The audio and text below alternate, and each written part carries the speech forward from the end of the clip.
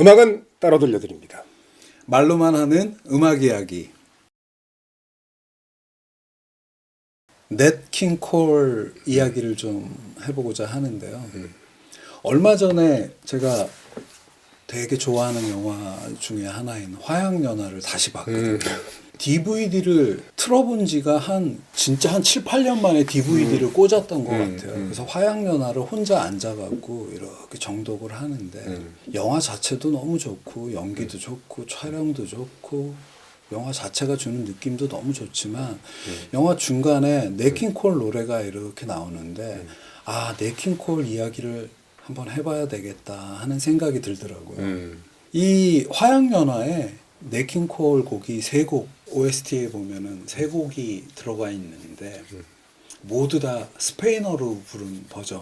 그러니까 네킹콜이 30대 후반 정도 됐을 때 58년도에 콜 에스파뇰이라는 앨범하고 59년도에 미스 아미고스인가 하는 앨범, 이 두 앨범에 그 라틴 아메리카를 타겟으로 해서 스페인어로 부른 앨범들 속에서 이 정말 똑똑한 감독, 이 왕가이 감독이 3곡을 꺼내서 화양연화에 싹 깔았는데 첫 번째로 나오는 곡이 장만옥하고 양조위가 찻집에 앉아갖고 서로의 남편, 아내가 불륜을 저지르고 있는 거를 알게 되는 그 찻집 장면에서 아쿠엘로스 오조스 베르데스라는 곡이 나오고 데키에로 디스테라는 곡도 나오고 그 유명한 퀴자스 이렇게 3곡을 까는데 미국의 어떤 한 시대를 풍미한 탑 가수의 영어가 아닌 스페인어로 부른 노래를 동양의 감독이 동양의 복고풍의 영화를 사랑 이야기를 만들면서 그 곡을 찔러 넣는데 그 되게 묘한 감성을 일으키잖아요. 그렇죠. 그리고 누구도 싫어할 수 없는 가수 네킹콜의 노래를 쓰고 근데 너무나 특이한 방식으로 자신의 영화에 스며들게 하는 그러니까 왕가이가 정말 뛰어난 사람이고 그런 노래를 50년대, 40년대, 50년대, 60년대 돌아가시기 전까지 65년도에 돌아가시는데 그러한 업적을 남긴 이 네킹콜.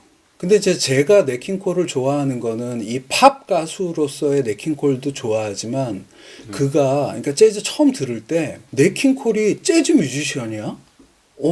난 맨 처음 깜짝 놀랐대요. 예. 그러니까 상상이 안 가는 거죠. 재즈에 대해서 잘 모르고 그냥 네킹콜이란 가수에 대해서는 아는 만큼 알지만 그의 시작이 재즈였다니 하는 걸 굉장히 놀랐고 아시다시피 이 네킹콜이 1919년생이시고 30년대 후반, 40년대, 50년대, 60년대 중반까지 음악 생활을 하고 배우도 하셨었고 56년도 30대 후반에는 자신의 TV쇼, 네킹콜 쇼도 진행을 했고 말 그대로 미국을 대표하는 연예인인데 이분의 시작이 재즈 피아니스트였고 그러니까 빌 에반스가 영향을 받았다고 하는 오스카 피터슨도 영향받았고. 그렇죠. 그리고 이분의 20대 때 업적을 살펴보면은 레스터 형과 함께 피아니스트로서 앨범을 냈던 그런 것들을 이제 하나하나 확인하고 들어가면서 이 네킹콜의 매력에 빠졌었는데 오늘은 네킹콜의 20대, 그의 20대라고 하면 1940년대가 오롯이 10년이 들어가는데 이 40년대에 발표했던 곡 5곡을 이야기하면서 그의 20대를 한번 이야기해 보면 어떨까. 이분이 이제 음악을 본격적으로 시작하는 거는 그의 10대 중반인 34년 15살 때부터라고 하고요. 형도 음악을 했는데 베이시스트였대요. 그리고 밴드 리더였는데 형의 밴드에서 같이 음악을 하다가 1937년도 본격적으로 이제 자신의 트리오를 만들게 되는데요. 베이시스트 웨슬리 프린스라는 분하고 기타리스트 오스카 무어라는 2명의 뮤지션과 자신의 피아노, 보컬 이렇게 해갖고 트리오를 만들어서 그러니까 킹콜 트리오라고 하는데 이 무명 시절 이렇게 킹콜 트리오를 시작했을 때 종이 왕관을 쓰고 클럽에서 연주를 했나 봐요. 그래서 킹콜이라는 그게 아주 트레이드 마크가 그렇죠. 그래서 첫 앨범에도 보면은 이렇게 종이 왕관이 돼 있는 킹이라는 별명이 그때부터 붙었다고 하고요. 1940년도에 이 킹콜 트리오, 그러니까 이제 40년도면은 이분이 21살 때인데 첫 번째 히트곡이 나왔대요. 그래서 이제 오늘 첫 곡으로 소개할 노래가 노래인데 78회전 음반으로 나왔겠죠. 스윗 로레인과 This Side Up이라는 A면, B면 78회전 음반의 A면 스윗 로레인이 첫 번째 히트곡이었다고 하는군요. 이 노래는 이제 그냥 팝으로 이제 나중에 그렇죠. 팝 버전으로 들었는데 너무 감미로 그러니까 내가 들었던 스윗 로레인은 정말 녹는 음악이야. 근데 지금 김 감독이 링크 건 거를 딱 들으면은 처음에는 좀 어색해. 예. 그런 게 있어요. 그러니까 제가 매력을 느끼는 거는 막 벨벳 사운드라고 하죠. 부드럽고 막 이렇게 어떻게 생각하면 좀 느끼할 정도로 느물느물한 그냥 그렇지. 그 부드러움 말씀하신 마시멜로. 그걸 가진 네킹콜도 매력이 있지만 초기에 되게 풋풋한 보컬 그리고 담백한 보컬 심지어 담백하기까지 한 보컬들이 이 오늘 소개할 노래들에 깔려 있는데요. 이분이 이제 데카 레코드와 1940년도에 계약을 했대요. 그래서 이제 12월에 녹음을 한 앨범이 이 앨범이고 그중에 스윗 로레인이 첫 번째 히트를 했다고 하는데 이 노래가 스윗 로레인이라는 노래가 처음으로 보컬을 피아니스트였는데 보컬을 하게 되는데 관련이 있다. 어느 날 클럽에서 연주를 하는데 리퀘스트가 들어왔나 봐요. 어떤 한 곡을 팬이 불러달라 했는데 보컬로 불러달라. 피아노 연주는 물론이고 그랬는데 네킹콜이 그 노래를 잘 몰랐나 봐요. 그래서 대신 불러준 노래가 스윗 로레인이었는데 이게 반응이 너무 좋고 그 다음부터 클럽에서 보컬을 해달라는 이야기가 많아져서 이쪽 길인가 보다 정하셨나 보죠. 그래서 이제 그 다음부터 보컬을 많이 하게 됐고 그 시작이 스윗 로레인이었다 하는 이야기가 있더라고요. 여러 번 녹음을 하셨는데 제일 이상하게 들리는 첫 번째 버전이 오늘 링크에 달 40년도 버전이고 43년도에 첫 번째 정규 앨범에 들어갔던 다시 연주를 한 버전 그리고 56년도에 After Midnight이라는 앨범에 있는 그래서 요번에 이 세 버전을 같이 들으면서 비교해 보니까 이분은 항상 경력 동안에 같은 곡을 여러 번 녹음하셔서 이분의 버전 갖고도 비교하는 재미가 있지 않나 하는 생각을 하게 되고요. 재즈에서 트리오로 얘기하면은 가장 기본이 피아노, 베이스, 드럼인데 이미 30년대 중후반부터 피아노, 기타, 베이스 이 구성의 재즈 트리오는 네킹콜의 이 트리오가 최초였고 처음 성공해서 많은 후배들이 따라하게 된 그 효시여서 재즈 역사 속에서도 굉장히 중요한 부분을 차지하는 트리오라는 걸 좀 말씀을 드리고 넘어가고요. 두 번째 고른 곡은 20대 네킹콜 중에 어쩌면 가장 중요한 재즈를 들음에 있어서 가장 중요한 피아니스트로서의 네킹콜의 연주인데요. 1942년 연주고요. 킹콜과 레스터 영, 베이시스트, 레드 캘린더라는 이 세 분이 같이 트리오로 연주한 건데요. 앨범 이름도 트리오고요. 그중에 인디애나라는 곡을 선곡을 해봤는데 이 네킹콜이 1943년도에 캐피탈 레코드라는 대형 레코드사와 계약하기 전에 40년대 초반에는 여러 군소 레코드 회사들이랑 앨범을 내는데 필로 레코드라는 곳에서 이 세 명을 묶은 거죠. 킹콜, 레스터 영, 레드 캘린더. 카운트 베이시 오케스트라에서 연주를 하고 있던 이 레스터 영이라는 재즈 레전드가 카운트 베이시 오케스트라를 들락날락하다가 나와 있던 시절에 이제 네킹콜과 만나서 연주를 한 건데 진짜 저는 이 앨범 이 곡을 처음 들을 때가 가장 쇼킹했었어요. 와, 네킹콜이 재즈 피아니스트네. 그냥 노래하는 아저씨, 흑인 아저씨가 아니었구나.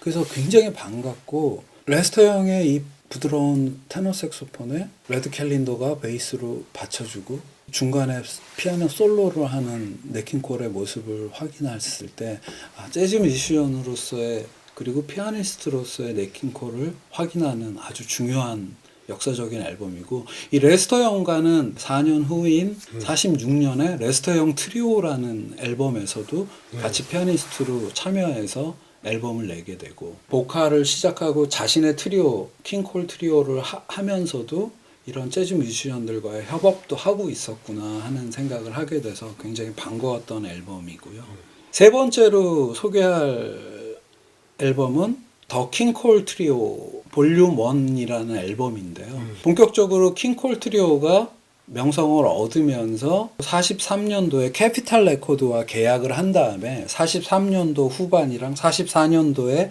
연주들을 모아서 이 8곡을 모아서 78회전 앨범으로 4장을 세트로 낸 게 더 킹콜 트리오 볼륨 1이라는 앨범인데요.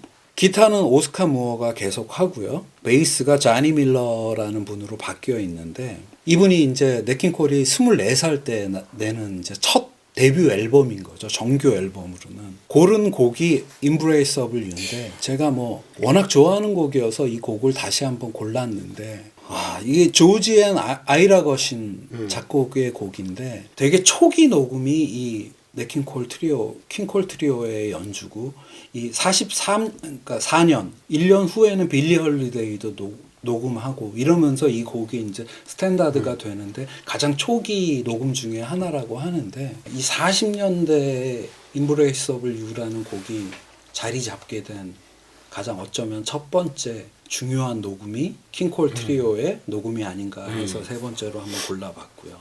다음 선곡한 곡은 이제 27살인 46년도에 그야말로 팝 가수로서의 히트송이죠. 20세기가 낳은 가장 유명한 크리스마스 캐롤인 더 크리스마스 송 1946년도 싱글에 있는 곡인데요. 이 크리스마스 송의 작곡자가 멜 토르메, 로버트 웰스와 같이 작곡한 곡인데요. 45년도에 이 곡을 작곡들을 하셨더라고요. 근데 첫 번째 레코딩이 네킹콜이에요. 어쩌면은 이 곡의 최고의 버전이 그 첫 번째 레코딩인 이 버전이 아닌가 싶은데 저는 그렇게 생각을 하는데 이 곡도 46년도에 이 곡을 녹음할 때 6월에 한 번, 8월에 한 번, 2번 녹음을 했고 그리고 53년도에도 앨범에서 한 번 다시 녹음을 했고 61년도에도 한 번 이렇게 해서 더 크리스마스 송을 여러 번 녹음을 하셨는데 그걸 또 비교하는 재미가 있는데 제가 이제 요번에 비교를 해봤는데 53년도 거는 굉장히 또 달달하게 불렸고 61년도는 좀 나이가 들어서 40대가 돼서 그런지 굉장히 중후하고 근데 가장 좋은 버전은 46년도에 이 크리스마스 송이 가장 좋지 않나 하는 시간 되시면은 이거를 비교해서 듣는 재미도 있다는 곡을 좀 말씀드리고 싶고요.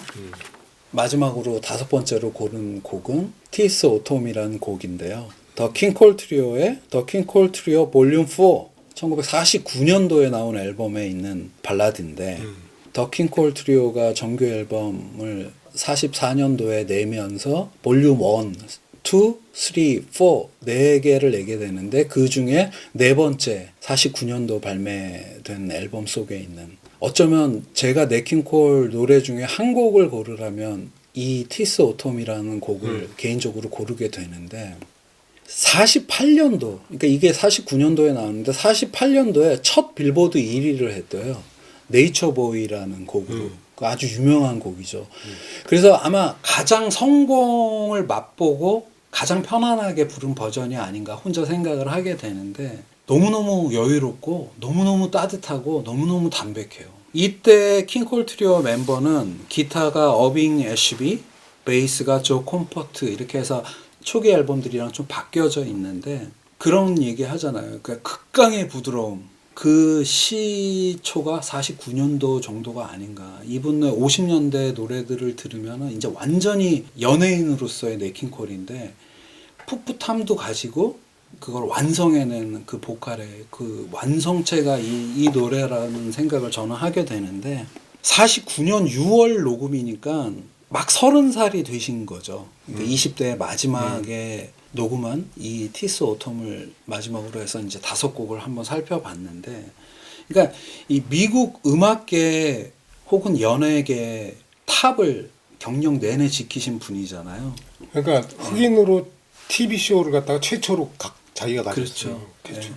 한 1년 조금 넘게 진행했다고 하는데 그건 이제 56년도부터 30대 후반에 그런 큰 성공, 그러니까 흑인으로서, 그러니까 이분이 살아낸 시기가 인종차별이 너무너무 심했던 시기인데 흑인으로서 아주 탑의 자리에 올랐고 그리고 이분도 민권운동이나 이런 데 많이 참여하셨다고 하고 이분이 투어 다닐 때 남부에서 테러 당하고 이런 그런 많은 에피소드도 있는데 연예인으로서도 가수로서도 재즈 뮤지션으로서도 최고의 삶을 살았던 그의 20대 5곡. 예. 우리나라에서도 이 네킹콜은 팝 가수로 지분이 굉장히 커요. 그러니까 제가요 특별히 좋아하는 가수가 있으면 뭐 여러 곡을 갖다가 좋아하잖아요. 그러니까 네킹콜은 그냥 이렇게 그냥 듣는 가수인데 제가 꼽는 게 모나리자. 그리고 저 중학교 때는 They Try to Tell Us Will 투영 모르면 간첩이었어요. 그렇죠. 모나리자 투영에 램블링 로즈 있죠. 그다음에 러브 있죠. 노래 제목 하나 희한해서 기억하는 거 있어. Those lazy, hazy, crazy days of summer라는 곡이 있어. 아주 경쾌 여름 중에 썸머 음악인데. 그러니까 제가 한 5곡을 갖다가 꼽아요. 이런 가수가 많지 않잖아요. 없죠. 그 정도로 네킹콜이 우리나라에서도 아주 대단한 그 팝 가수였어요. 근데 재즈 가수로서 정말 잘 우리나라 소개가 안 됐지. 백인 중에는 프랭크 시나트라가 있다면 그렇지. 흑인 중에는 네킹콜 아주 독보적인 존재고 우리나라 얘기하시니까 마지막으로 이야기 하나 더 달면 우리나라에 64년도에 내한 공연을 오셨었대요. 돌아가시기 한 해 전인데 그때 아리랑을 부른 게 있는데 그 유튜브에 네킹콜 한글로 네킹콜 아리랑을 검색하면은 그 음원이 뜨는데 이번에 다시 들어봤는데 이분 굉장히 성의 있는 분이에요. 어디 지구 반대쪽 한국이라는 대한민국이라는 작은 나라에 와서 공연을 하는데 그 나라에 민요가 있다고 해서 아리랑을 연습해서 부르셨을 텐데 발음이 너무 정확해요. 그리고 되게 성의 있게 노래하는 거가 느껴진다.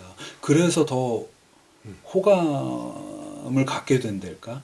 그 유명한 가수가 그리고 이 당시는 폐암인 걸 알아갖고 건강도 안 좋으셨을 텐데 한국에 와서 그렇게 성의 있게 노래하신 버전이 아리랑 버전이 유튜브에 있습니다. 한번 들어보시면 좋을 것 같네요. 저도 한마디. 나타리 콜 딸이잖아요. 91년 발표됐었나요? 네. Unforgettable. 꼭 안 들어보신 분이 있다 그러면 꼭 들으셔야 됩니다. 아버지와 딸의 목소리를 세월을 뛰어넘어서 한 번에 합성해낸 디지털로 합성해낸. 네. 네. 네킹콜의 20대 연주들 5곡 소개 여기서 마치겠습니다. 네, 감사합니다. 감사합니다.